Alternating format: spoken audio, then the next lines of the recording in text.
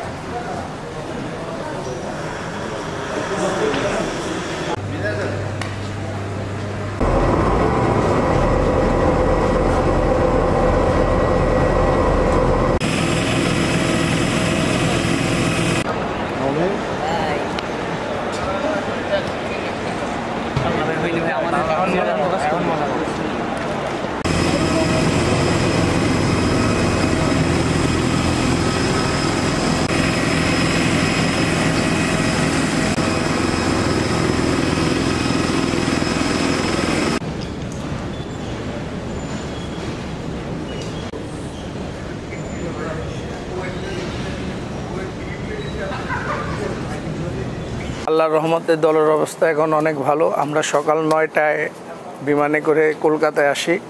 কলকাতা থেকে আমরা 12টার দিকে অরুণাচলে আসা এই কিছুক্ষণ আগে আমরা পৌঁছলাম। সবাই সুস্থ আছে, সবাই ভালো আছে। আজকে আমাদের কোনো প্র্যাকটিস সেশন নাই।